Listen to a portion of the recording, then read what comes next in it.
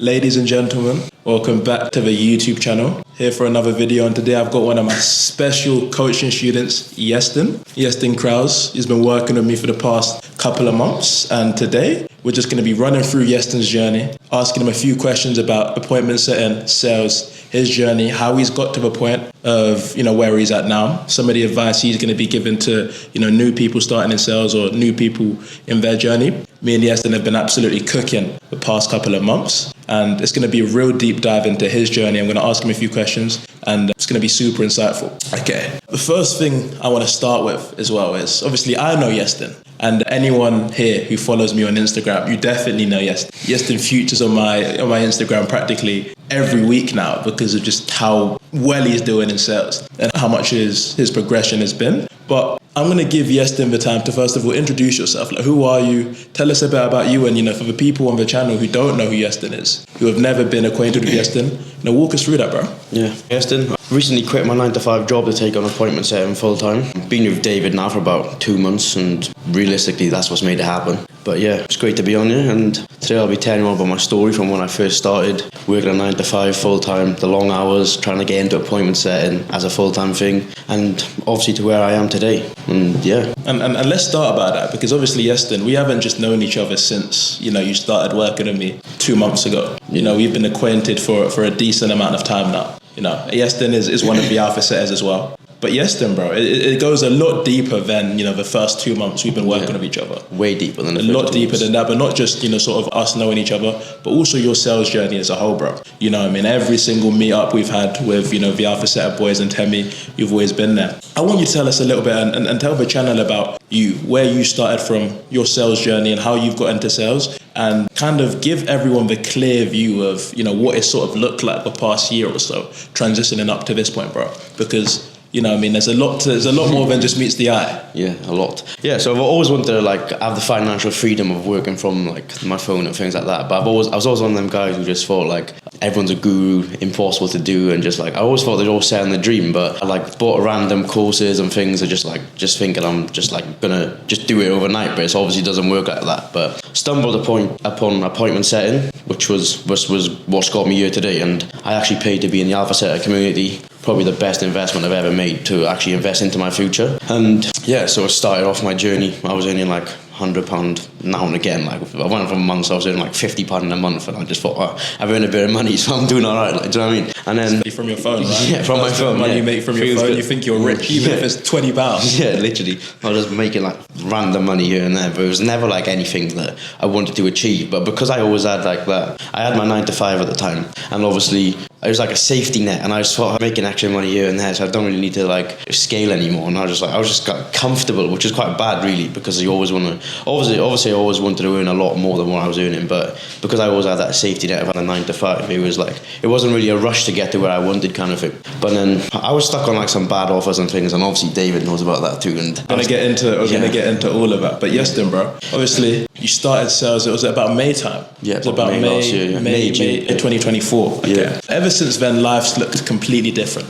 Okay. Yeah, a lot different. A lot different for you specifically. Tell us a little bit about what you were doing when you started in sales. Obviously, you've tried making money in the past. You brought different types of courses. Yeah. But when you started in May, what was life like for you? And walk us through just a little bit about the transition that's been, how you've changed from, working your 9-to-5, what your 9-to-5 was in, how you found that compared to where you are now. So obviously, I was always one of them people. If I knew if I had the feeling that it'd work, I'd go all out on it. So I obviously when you first start, and it was all about the outreach when you first start, sorting your page up. And I was doing tons of outreach every day, getting no replies and things, changing my thing. And then within 4 days, I actually landed my first appointment setting role, and it was just for I was selling mentorships for a theme page, but the closer just wasn't about it. So I was just basically wasting time on that. But because I was earning money here and there, I was still in the mindset, I'm still earning money from my phone. Hope for the best of things. But it come to a point where I just knew that it wasn't getting away. It come to months. I only earned a couple £100, and I knew I had more potential. I knew it, and all the boys even said that. And the first ever link up I come to was an alpha setter link up. I met David in person. Obviously been on the group calls and things like that in the past too. And ever since that day, I just knew something had to change. And I think 2 weeks before that link up, actually, I was on a call with David about getting on a new role that he was going on and things, and yeah, I had that role, and like ever since then it's gone up. Yeah. So you started sales in May. May, yeah. And you were in a few offers here and there. That's when you really started the whole sales journey, right? Yeah. And then what were you doing while at the beginning of May, or even before you started sales? What were you doing? Well, I was working around 9 to 5, and just average 9 to 5 was like a water engineer kind of thing. It was like a bit of a dead end job. Wasn't very much room for improvement, but because it was just easy money and things, I was just like, it's comfortable. And obviously, when you're comfortable, it's not what you want to be. You want to get out of your comfort zone and actually try and do it. But because I had that comfort zone, it wasn't like a big rush to quit my 9 to 5. But the second I quit my 9 to 5, I knew something had to change, because like I don't work no money. I can't slack in it. Do you know what I mean? So when I get from there, then it's just like, well, I quit my 9 to 5, and then the only way from up there was literally up. Obviously, you had them thoughts in your head. You're like, oh, what if I don't earn money next month? This, that, and the other. But when you get into the right mindset of like not thinking that way and actually knowing to yourself you're going to make it happen, kind of thing, then there's nothing to worry about. As soon as you're in that mindset, you'll do anything. And I know, Iestyn, you said obviously when you started, the same with anyone, okay? A load of people, especially now in this new online high-ticket space, everyone knows about SMMA, everyone knows about sales, everyone and their grandmas trying to make money online. But the same situation that everyone starts with when they start making money online, or even trying to start appointment setting or closing, is like, oh, this is quite hard. Yeah. Okay, you said yourself you were pretty bad offers. Okay, you were doing outreach and you were doing your job, you were putting in the hours every day. But you were putting in, trust me. Yeah. And you necessarily weren't seeing the results of it. The offers there, it wasn't as pretty as it seemed on the outside, right? It wasn't as pretty as it showcased to other people. But Iestyn, tell me, because a load of people then, especially when starting in May, from May 2-3 months in, if people don't see money, okay, it's on to the next one. Let me start e-com now. Let me start trying to do this. Okay, this clearly hasn't worked. Tell me, bro, you're clearly, you've stuck out to the point now where we're at here. You're stuck. Okay, you're making 3 to 5K per month online. You literally just hit your first 5K month in January. What a way to start the year, right? Tell us, bro, what would you say it is that made you stick it out, or that's kind of got you to this point at the moment, through the struggles we're going to go into? But you've got to the point where a lot of people would quit. You've stuck it out. What would you attribute to that? Okay, what would you think, other than the link ups and things like that, which are a big part, and I'm sure that's what you're going to say, what do you think has got you to this point now? Initially. Don't get me wrong, there was times where I was going to quit, and I was talking to David about this. I was genuinely going to stop appointment setting, because I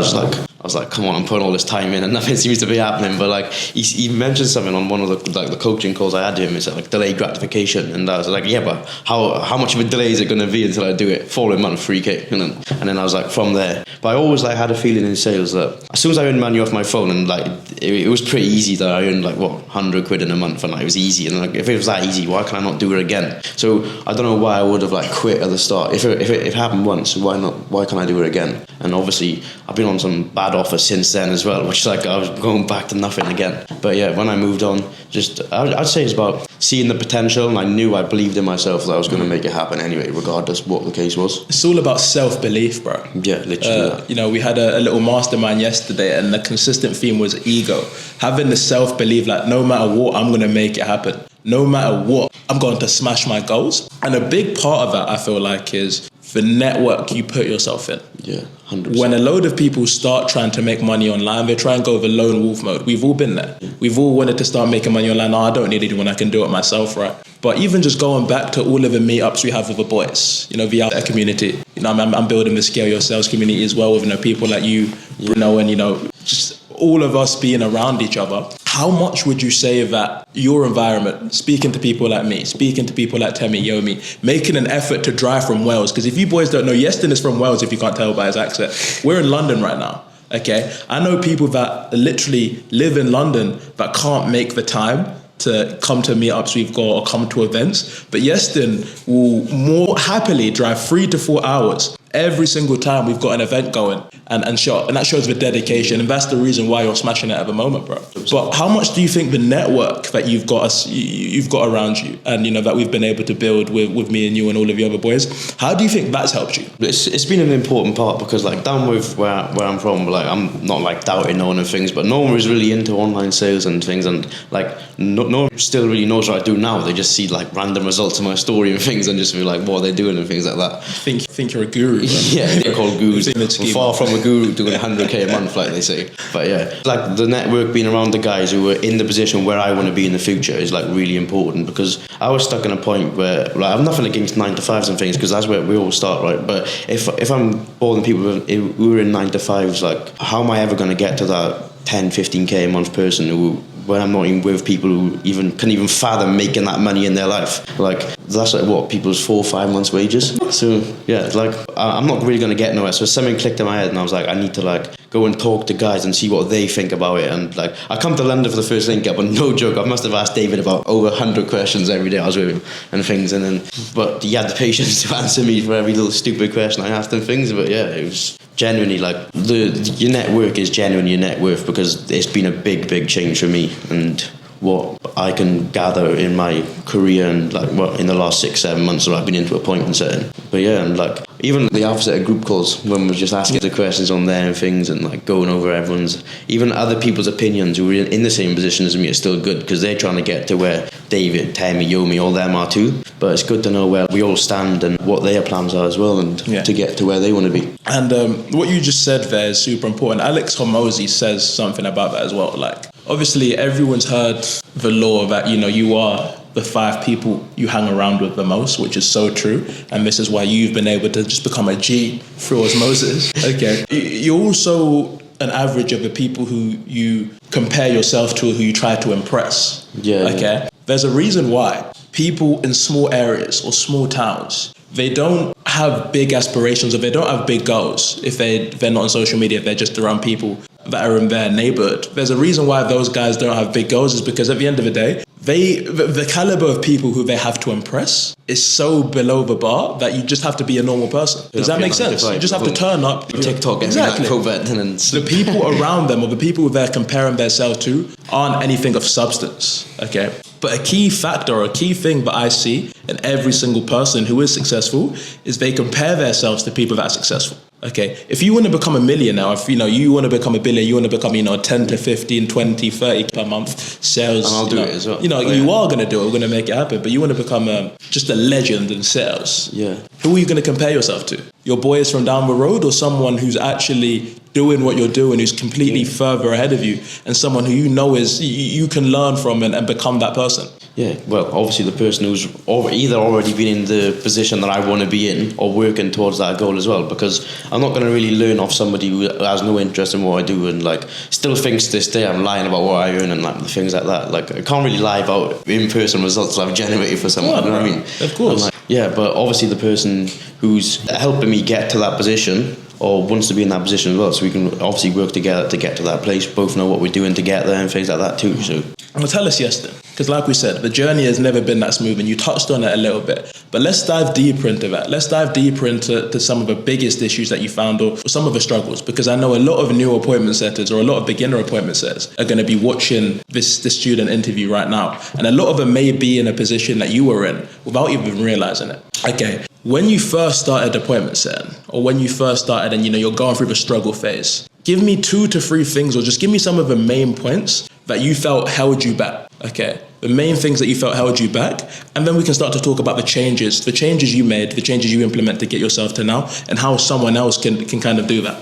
Well, firstly, I'd say, like, know your worth, right? So when you're setting, you gotta, like, if you're setting for someone who's, like, been a month or 2 and you ain't really, like, done much and there's not much going on and not much going, you gotta know, like, this is not a very good offer, I gotta move on from this. But it got to a point where I was just, like, and I'd admit, I wasn't going to, like, the group calls and things like that, or with Temi and Yomi, and I was, like, because I wasn't making time for it, and I was, like, thinking to myself, I text Temi one day, and I was, like, saying, like, what do I do at this point? He's like, bro, you're falling off, like, you ain't coming to group calls and things. And, like, that was, like, a light bulb moment for me. But you need someone to tell you that. He said that you're falling off, and he said, like, and that day he said, what time can you call later? And I was like, well, nice little call with Temi 1-to-1. He put a group call out there, and I was like, the group call was around me, and ever since that group call, it was like, I knew how important it actually was to talk to the people who were willing to help you. Like, end of the day, I was, like, paid for officers anyway, and they were willing to help me, and I wasn't taking full advantage of it. Yeah. But after that day, like, stuff changed. Still got the most shit offers, to be fair. But yeah, after that, the second I realised my worth for that, I was always one of them sellers who thought, like,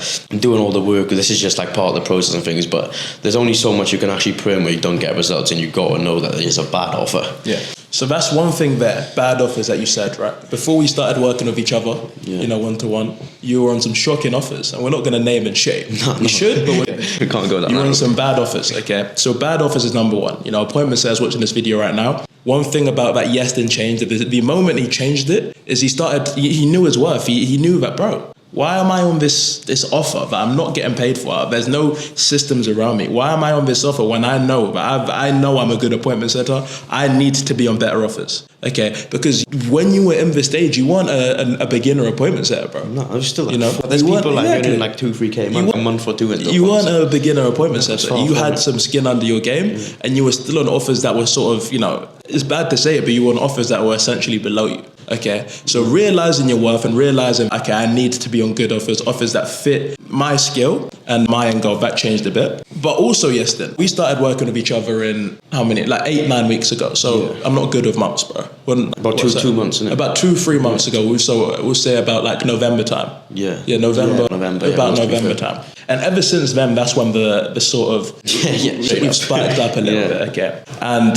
I can tell you can tell me what the number one thing you feel like you've got from working with me is. But I already know from working even with mentors myself, the number one thing that has helped you and that I've seen helped you is personalized and one-to-one guidance and that clarity. Yeah, clarity, definitely. When you have a mentor or when you have someone that's helping you with sales or helping you get to where you want to get to, it's not necessarily the skills they give you, it's the mindset, it's the clarity, it's the understanding of where I need to go and this is what I need to do. So tell me, like, the one-to-one guidance and the actual clarity that, I've been able to give you, or the guidance you've been able to get from me, how do you think that's helped your trajectory spike up to the point now where it's kind of gone from we've been going up and down, building the skills, but as soon as you've got that clarity, we've kind of hit that peak where it's just a green light. Yeah. Okay, we're at a green light, we're going full steam ahead. How was the clarity and how was the guidance helped with that, man? It helped big time because obviously you can invest into like courses and like communities and things, but when you get that one-to-one guidance, it's basically a step up and like breaking like even the little things down. Like I needed to make like a couple $100 and we broke down what it needed to be done. It was like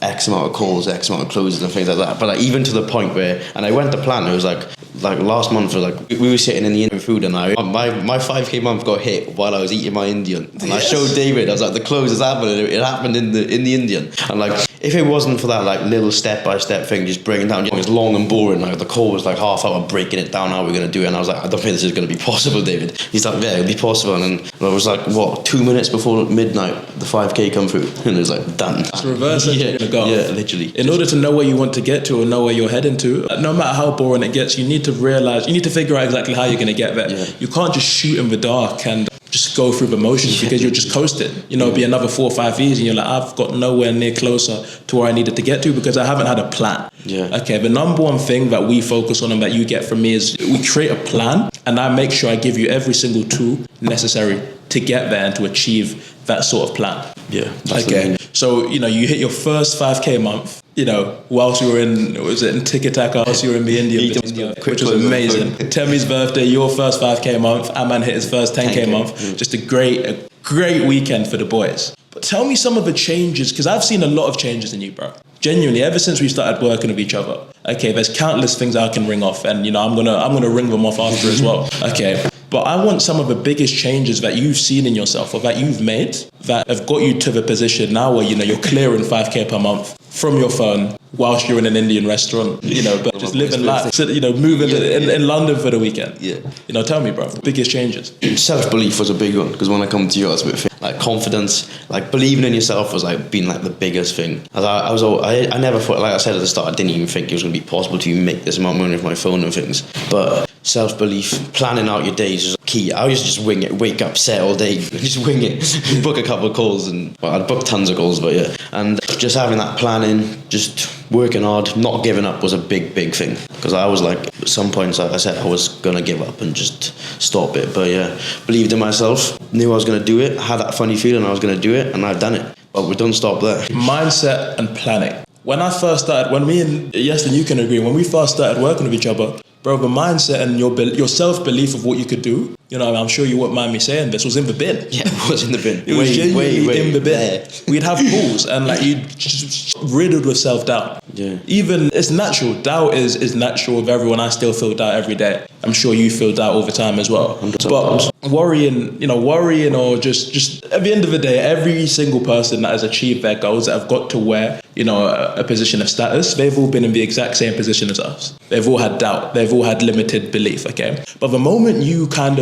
I said to you that, bro, every single thing you're telling me right now is imposed limited beliefs. It's imposed things that aren't going to serve you. Ever since then, even with just the way you speak, I remember on our calls, I had to stop you from saying, I'm going to try to, I'm going to. Yeah. You know what I mean? When me and you speak about hitting a goal, like you're hitting 10K at the end of this year. Yeah. It's not, we're going to try and hit 10K. It's you're going to hit 10K. You're going to make it happen. Yeah. Okay? No ifs, no buts. No matter what, we're always going to figure out a way we're going to make it happen. But just using little things like making little changes like that to your day and the way you speak and the way you believe, your thoughts. And when we first got on, she's like, oh, how are you today? I'm like, oh, I'm alright. I'm not bad. I had a good day. You're like, why are you amazing? And every time I go on a call now, I'm amazing, David. It's about your belief, Yeah. your belief systems. If your internal belief system is just riddled with self-doubt and you're always focused on the bad, you're always worrying, you're never ever going to reach anywhere near the sort of the heights that you can if you're just constantly in a positive mood, constantly working, constantly taking action,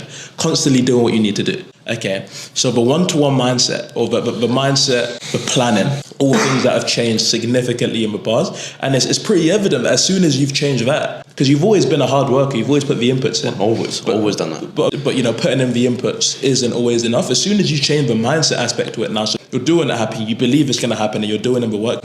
As soon as you've made those changes, practically 2 months, because those are the number one things that when you started working with me and Scale Your Sales one-to-one, those are the things. 2 months. Tell us about the journey. What were you making when you first started with us, when you first started with me, compared to now? How have those changes helped you so much? In like November, after the month I joined, I was like, just obviously I said I work my normal 9 to 5 and things, but I took it like David said, I'm taking on a couple of training a couple of guys up. I said, all right, if I sign up to you, what can you achieve me? And he said, well, you can achieve me, and I was like, I'm sold on it. So I've done it, and then I've basically achieved like. Iestyn was the easiest sale I've ever made. I didn't even have to sell Iestyn. He sold himself to me. Genuinely. I was on to him about me signing up to him. He didn't even tell me he was doing it. Because he messaged me, and I was like, I just didn't pursue or anything. And you followed up with me. It should have been me following up with you. You kept on following up with me, and you literally told me to send the link. Yeah. You assumed the sale on me. Okay. Do you know how much the link was at the time? I said, whatever it is, just said. And how much were you making when you first started? The month I signed up to you, I earned £145 that month. £145 that month. Okay, but this was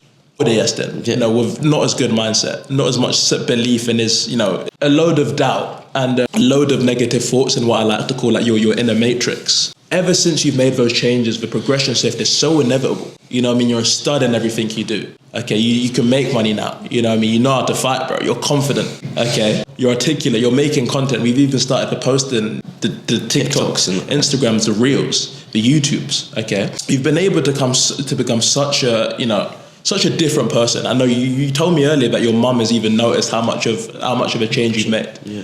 Okay, you've been able to become such a different person, all by changing those two things and having that clarity, having that guidance. Do you know what I mean? Like I posted my first talk in TikTok, and that's something I'd never ever do. Like I've never been a confident person. I talked in front of a camera, I spoke in front of a camera, and posted on my TikTok. I was like, "What's going on here?" And then, it happened, and like David said, my mum was like proud of me about little stuff like that. But it's not only like me doing things myself, but making my mum proud has obviously been a big thing as well. And like when she seen that, she was like super chuffed for herself and me together. But what do you think makes you different from all of these other appointment setters in the market? All of these other just clowns that slap appointment setter in their bio after watching a YouTube video. Well, what makes you different? I've paid into the right helping guys of the right people for a start, and like I just know that not many I don't even know if any appointment setter will outwork me on my thing, because if stuff got to be done, it's getting done. Otherwise, no sleep.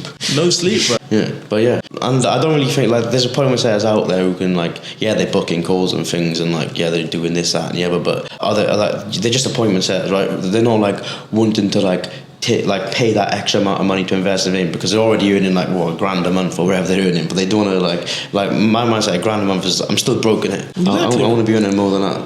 I remember when I first went to David, actually, like I had a goal down. One of them was doing like grand 1 to 2k a month for like 2 months consistently, and that was like, yeah. And I'd done that within the first month, and that was by February, wasn't it? And now I've done my 5k before February. Yes, bro. We set goals in our initial plan. We had all of these goals, and we forecasted it. We wanted to be sort of lenient.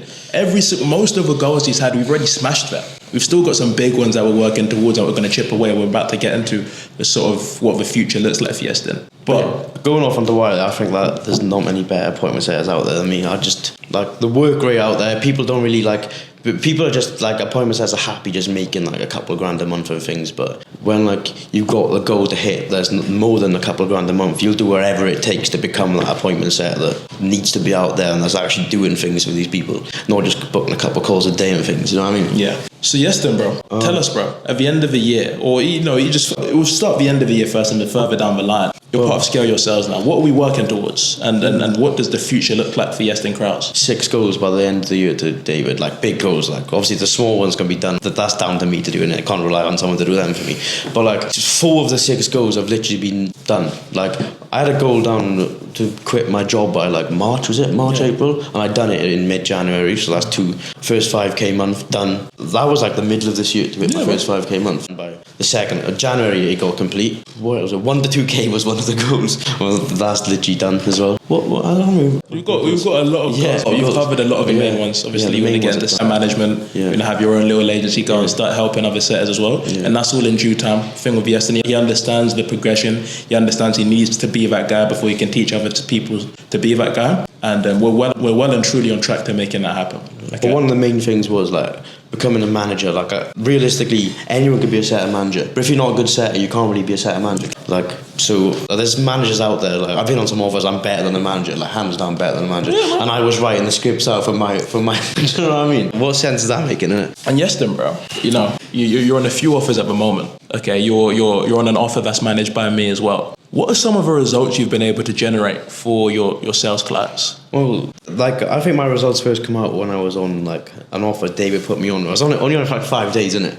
And I like filled her calendar out from start to finish within 5 days, and she was like chuffed. She'd done like 10, 12k within like 5 days of me working on. Obviously, it wasn't all within the same day or things, but like over the time that I booked the calendar, and every single call I booked all showed up, all perfect, and like done her 10k, and then later on down the line I'd done 47k for one of my clients in December, 48k in a month, and then like bear in mind one of them days was like a 12.5 grand day generated a day, and January, then move on to January, what did I do? 48.5k for the client. So yeah, that's like over what? I don't even know. Over multiple 6 for your clients already. And that's as a setter. And you know what this shows as well? It shows that you're malleable. It shows that, like I said, you've been on multiple offers, and every single offer you've been on, as long as it's been a good offer with good systems in place, you've got your clients' results. A load of appointment setters in the market right now and in the space, they'll get really good at one offer, but you throw them in the deep end and they drown. They can't make it happen. Okay. So with you, a very key thing of why you've seen you're so adaptable.